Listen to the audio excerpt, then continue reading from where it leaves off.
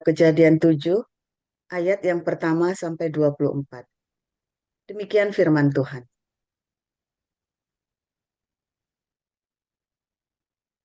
Lalu berfirmanlah Tuhan kepada Nuh, masuklah ke dalam bahtera itu, engkau dan seisi rumahmu, sebab engkaulah yang kulihat benar di hadapanku di antara orang zaman ini.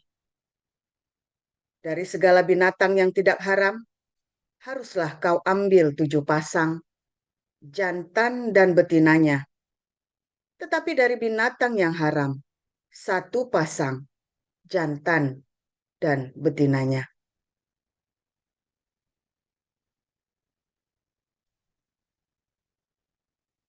Juga dari burung-burung di udara, 7 pasang, jantan dan betina, supaya terpelihara hidup keturunannya di seluruh bumi. Sebab 7 hari lagi, aku akan menurunkan hujan ke atas bumi. 40 hari, 40 malam lamanya. Dan aku akan menghapuskan dari muka bumi segala yang ada yang kujadikan itu. Lalu Nuh melakukan segala yang diperintahkan Tuhan kepadanya. Nuh berumur 600 tahun ketika air bah datang meliputi bumi.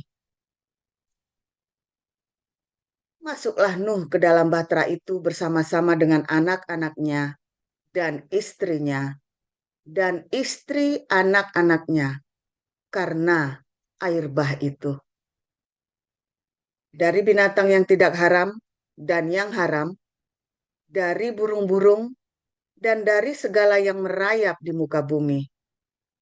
Datanglah sepasang mendapatkan Nuh ke dalam bahtera itu, jantan dan betina, seperti yang diperintahkan Allah kepada Nuh.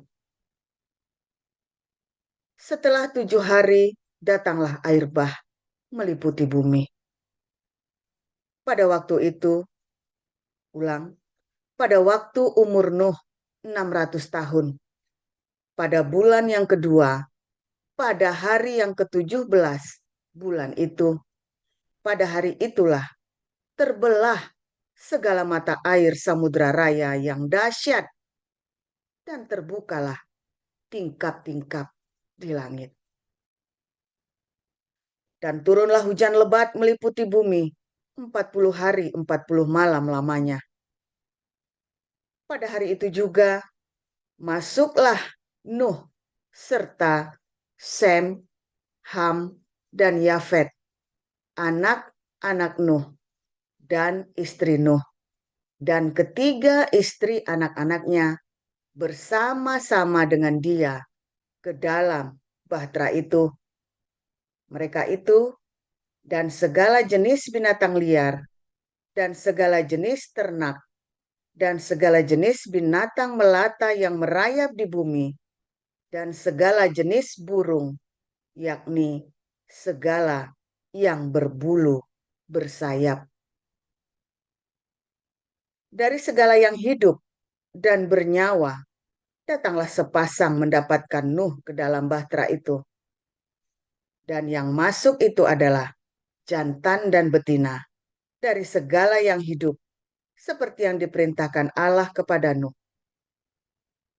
Lalu Tuhan menutup pintu bahtera itu di belakang Nuh.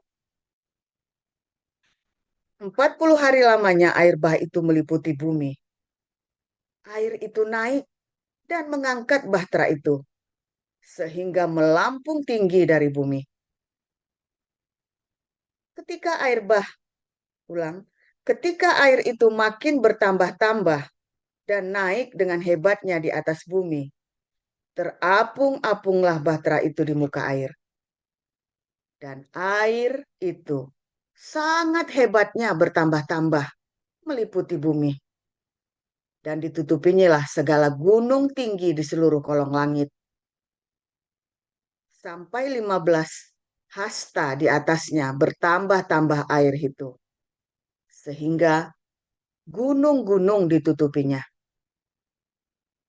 Lalu mati binasalah segala yang hidup, yang bergerak di bumi, burung-burung, ternak, dan binatang liar, dan segala binatang merayap yang berkeriapan di bumi, serta semua manusia. Matilah segala yang ada nafas hidup dalam hidungnya, segala yang ada di darat. Demikianlah dihapuskan Allah segala yang ada, segala yang di muka bumi, baik manusia maupun hewan, dan binatang melata, dan burung-burung di udara, sehingga semuanya itu dihapuskan dari atas bumi. Hanya Nuh yang tinggal hidup, dan semua yang bersama-sama dengan dia dalam bahtera itu.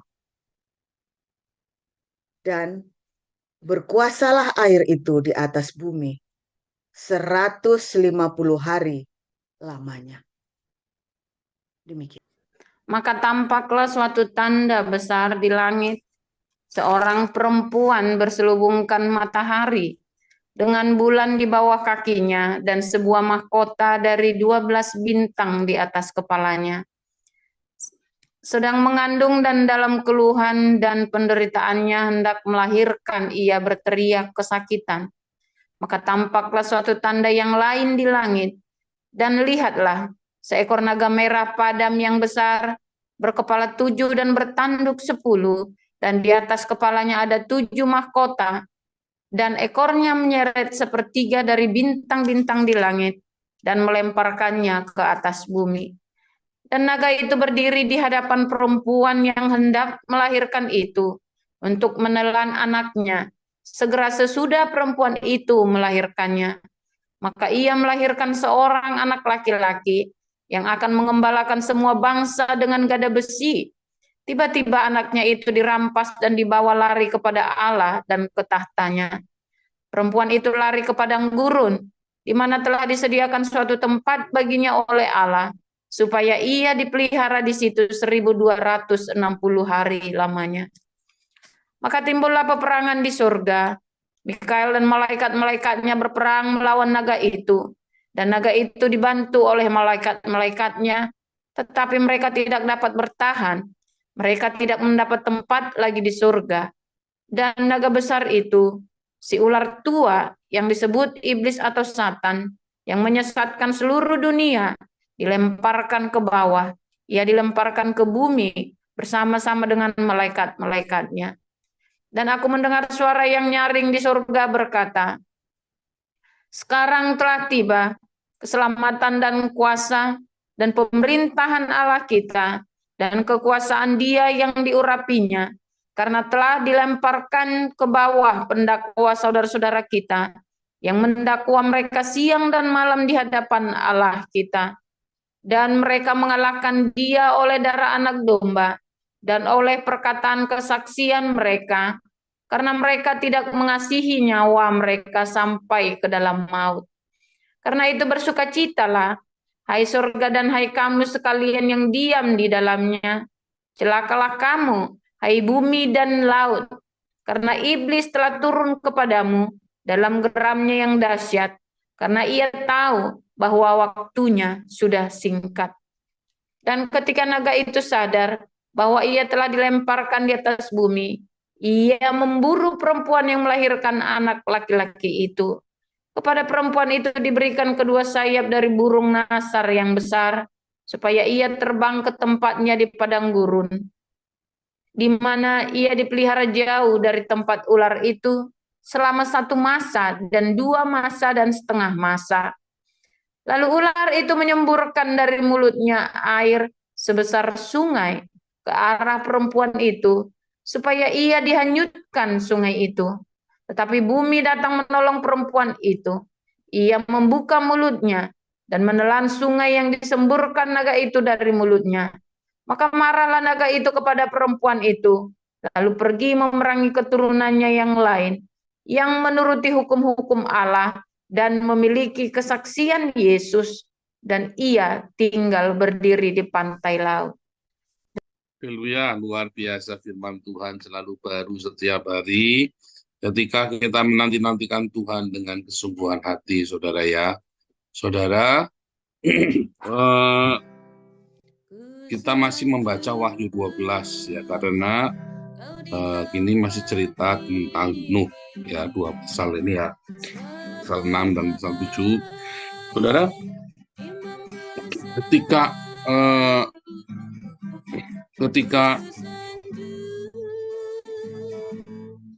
Tuhan menyelamatkan ya, ketika Tuhan menyelamatkan Nuh ini, saudara ya, maka ada yang nggak selamat kan, ada yang nggak selamat, mereka mati semua, saudara ya. Dikatakan semua yang bernafas, itu semua yang bernyawa, nismat ruwahaya, semua yang bernyawa, saudara ya, itu mati semua.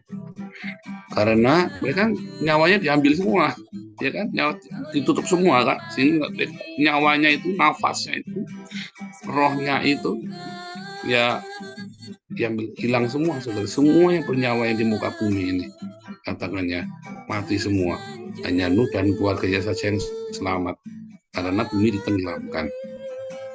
Ya, pertama ya, pada penciptaan ya, bumi belum berbentuk dan kosong, roh Allah melayang-layang di atas permukaan air. Kemudian bumi diriset lagi ya, diriset lagi, hanya tinggal Nuh saja.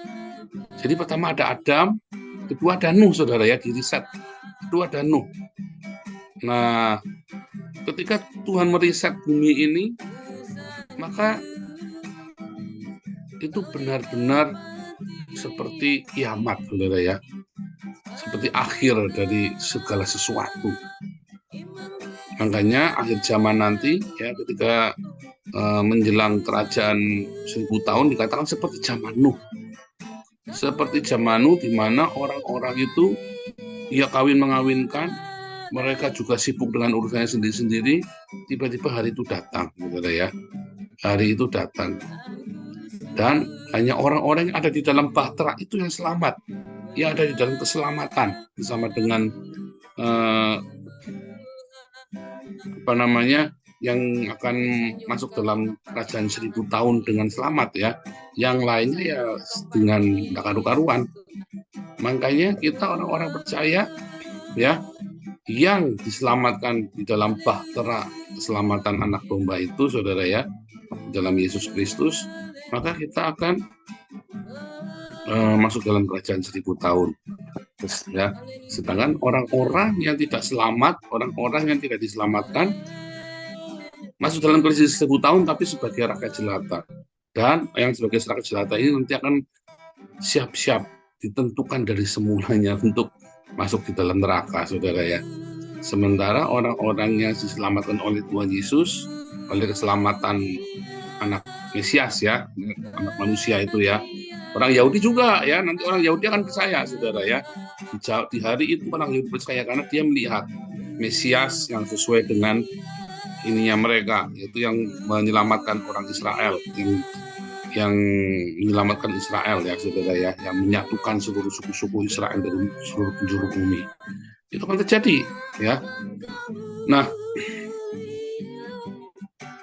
ketika masa itu tiba ya, orang-orang yang sudah memiliki hukum Allah di dalam hatinya, orang-orang yang memiliki kesaksian Yesus dalam hatinya, ketika masa itu tiba, mereka tahu, saudara, mereka mengerti karena mereka sudah di dalam tracknya itu ya. Apakah yang lain nggak mengerti? Sebenarnya mereka bisa tahu, bukannya nggak bisa tahu, tetapi karena mereka tidak ada di dalam tracknya itu, mereka mempercayai yang salah. Seperti Anda ya, kalau naik kereta punya tiket yang benar, maka di tiketnya itu ada keterangannya yang lengkap. Kalau Anda punya tiket yang salah, maka Anda punya keterangannya yang salah.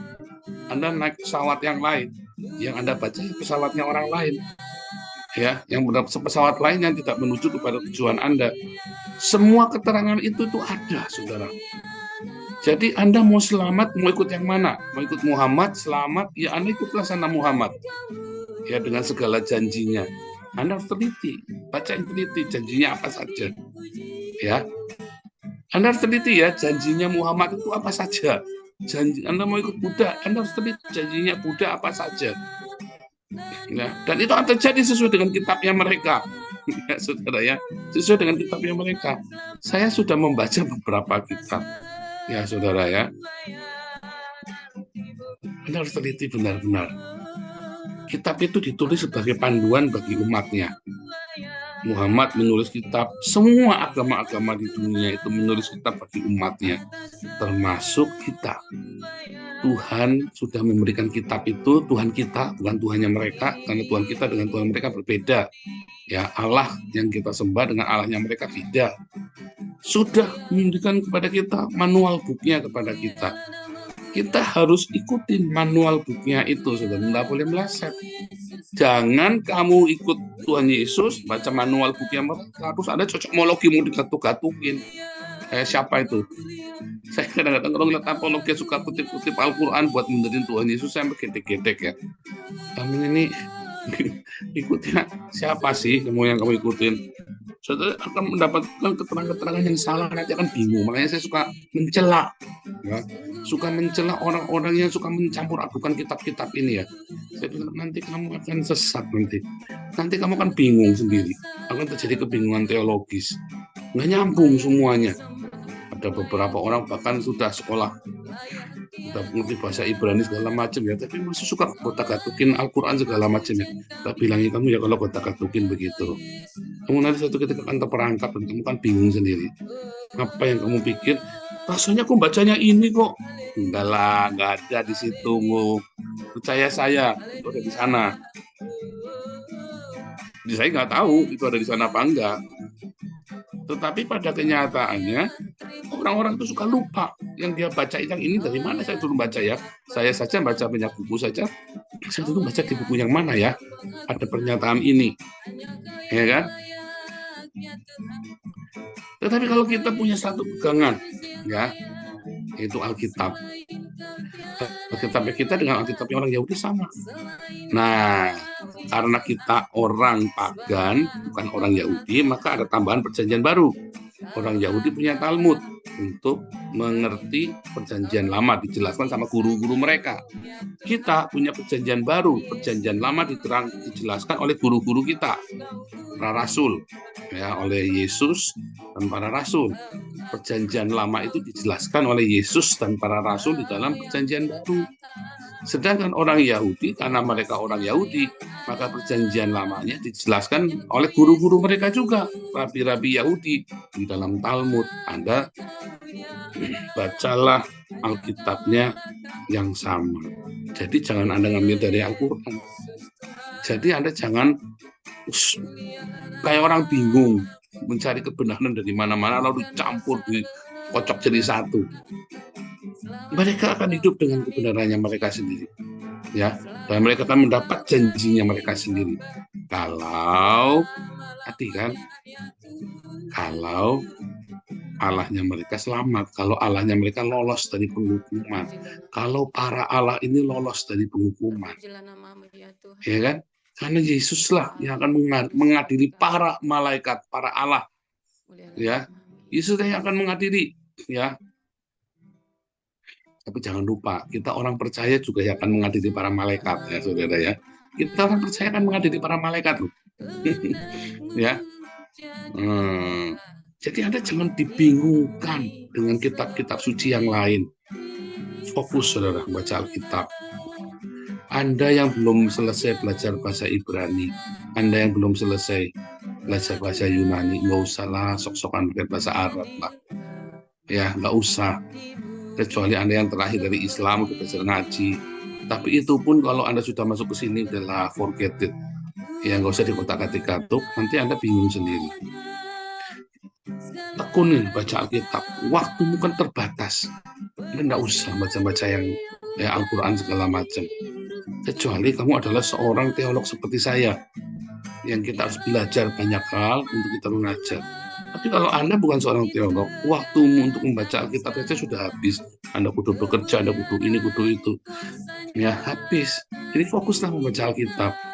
waktu yang luang itu baca Alkitab, saudara ya. Bacalah Alkitab dengan rajin, dengan tekun, dengan teliti, satu persatu. Itu saja waktumu nggak bisa, waktumu terbatas. Ada yang sampai ikut IQS Bible College ya, padahal dia sudah dokter, sudah pengusaha, sudah orang karir, ya, ada direktur di perusahaan. Ya, waktu yang terbatas itu digunakan untuk belajar sebaik-baiknya. Ya, karena ternyata banyak yang harus dipelajarin dari Alkitab kita kalau Anda benar-benar ingin belajar. Tapi kalau Anda terus banding-bandingkan, ini kayak orang bingung. Ingat tadi ya, Anda punya tiket ya Garuda, ya tujuannya ke Belanda. Ya sudah, pakai tiket itu Garuda tujuan ke Belanda. Tiketnya Garudanya nomor berapa? Itu tiketmu, saudara. Jangan sampai nanti kamu nyasar perginya ke Arab. Jangan sampai kamu nyasar Garudanya perginya nanti malah ke Gaza. Kacau nanti. Jangan, saudara ya. Anda punya tiket KLM, sudah pakai KLM. Anda punya tiket pakai Cathay Pacific pergi ke Hong Kong, ya sudah. Kamu pegang tiket itu, jangan kamu campur dengan tiket yang lain. Bacalah tiketmu itu dengan seksama, supaya kamu tahu apa yang tertera dalam tiket itu. Kamu harus ngerti. Nah, makanya Tuhan Yesus berkata, ya, dalam Matius 24, seperti hari Nuh, sama, kita nanti ngerti, saudara. Karena kita membaca dengan baik tiketnya kita sendiri. Ya, kita baca baik-baik tiketnya sendiri. Tapi kalau Anda tidak baca baik tiketmu sendiri, maka kamu nggak ngerti. Kamu nggak ngerti kapan hari dan saatnya, ketika sudah datang tanda-tandanya, kamu nggak ngerti. Karena Anda bingung dengan kitabnya orang lain. Nah, saudara, ketika bumi itu ditenggelamkan, ya, ketika bumi itu nanti mengalami penghukuman yang luar biasa dari Tuhan, ya, kesengsaraan yang luar biasa. Kita ini masih ada di bumi, saudara. Kita mengalami tekanan, kita mengalami persekusi yang luar biasa. Ya, tetapi jangan takut. Ya, Tuhan akan lindungi kita. Sama seperti Israel ada di Mesir. Orang Mesir mengalami bencana. Orang Israel melihat anak sulung mati, tapi mereka tidak mengalami. Orang Israel mengalami hujan es, gelap 3 hari 3 malam, bara, ya segala macam, ya lalat pikat. Lihat nyamuk, mereka melihat, tapi mereka tidak terkena. Hukuman-hukuman di dalam Wahyu itu, ya, dalam 6 meterai dan 7 sangkakala, 6 sangkakala itu adalah hukuman-hukuman di Mesir, ya, saudara. Ya, hanya menjadi ekstrim, dibuat ekstrim seperti kejadian Mesir, tapi itu seluruh dunia, bukan hanya Mesir saja yang mengalami. Artinya itu benar-benar wabah, benar-benar pandemik, ya, benar-benar sebuah bencana dunia. Karena apa, saudara? Karena dunia sudah tidak bisa lagi menahan ekosistemnya, habitatnya pecah, saudara, ya. Habitat itu rusak semuanya. Dan terjadi bukan evolusi bagi makhluk-makhluk itu, tapi revolusi yang luar biasa. Penyakit yang menjelma dengan sekejap mata, binatang-binatang yang tiba-tiba berevolusi, serangga-serangga yang tiba-tiba berevolusi dengan sekejap mata. Ya, karena bahan-bahan kimia, manusia menciptakan bahan kimia yang aneh-aneh dan membuangnya ke bumi. Ya, jadi siapa yang menenggelamkan dunia ini sebenarnya? Apakah Tuhan? Bukan, manusia sendiri yang menenggelamkannya. Ya, sama seperti zaman Nuh. Mau pikir Tuhan yang jahat. Ya, saya pernah, orang Belanda marah sama saya, ya, karismatik di Belanda itu, ya. Saya bilang, orang bertanya sama saya, kenapa Tuhan menghukum, ya? Mana ada Tuhan menghukum, ini begitu. Itu narasinya, Tuhan menghukum. Tapi sebenarnya manusia lah yang menghukum dirinya sendiri. Wah, orang Belandanya ini marah. Ini tulisannya menghukum Tuhan. Kamu harus belajar. Ini kan perjanjian lama. Mereka yang nulis adalah para rabi dengan metodenya mereka. Caranya, makanya diterjemahkan. Contohnya, Yakub bergumul dengan Allah di dalam kitab Kejadian. Lalu Hosea menjelaskan, oh ternyata yang dimaksud adalah malaikat Allah. Dijelaskan. Ya, jadi para rabi ini menjelaskan. Hosea ini rabi, ya, seorang terpelajar yang sekolah Torah. Para nabi di zaman dulu itu sekolah, ya, sama sekali sama seperti para rabai, para guru sekolah, saudara ya. Jadi mereka tahu maksudnya begini. Makanya ada oral Torah, ada Torah yang ditulis, ada oral Torah yang behind skin-nya. Nah, para rabi itu menjelaskan Hosea itu adalah bagian dari oral Torah. Nah, saya menjelaskan begitu orang marah, saudara ya. Nah, itu tadi ya. Kamu Alkitabmu sendiri aja kamu nggak paham. Ya, nanti Anda akan melihat Abraham dicobai. Loh, katanya Tuhan tidak mencobai. Gimana sih? Nah, itu tadi. Kamu harus mengerti mengapa narasinya seperti itu, mengapa terus dijelaskan oleh Yakobus bahwa Allah tidak mencobai. Karena ternyata dalam oral Torah itu seperti itu, saudara ya. Ditulis sebuah narasi yang menunjukkan bahwa Tuhannya yang menghukum, Tuhan marah, Tuhan yang cemburu, Tuhan yang memukul manusia, Tuhan yang mengirimkan penyakit, Tuhan yang mengirimkan orang-orang Amalek datang, Tuhanlah. Supaya manusia mengerti bahwa Tuhanlah alam semesta ini yang melakukan sesuatu itu karena manusia melanggar hukum-hukumnya. Nah, itu saja orang tidak mengerti kaitannya. Lalu dia berpikir Tuhannya kejam, janjian lama.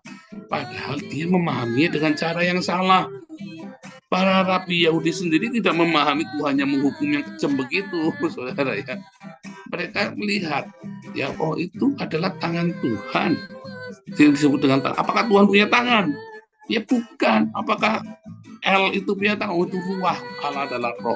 Semesta alam ini, kamu berikan apa ke semesta, kamu langgar hukum semesta alam, semesta itu akan membalik. Karena apa yang kamu tabur, kamu akan tuai berkali lipat, saudara. Semua yang kamu tabur, kamu nanam padi, nabur padi satu, kamu akan nuai mungkin 100 butir. Kamu nanam 1 hektar, kamu nabur ya mungkin 100 kilo padi, kamu akan bisa panen 1 ton, saudara ya. Bisa panen 10 ton itu kamu. 100 kilo itu kan 1 karung besar. Kamu sebar di sawah. Kamu bisa panennya 10 ton itu, saudara. Ya, bisa panennya 10 ton itu. 100 kali lipat katanya firman Tuhan ya.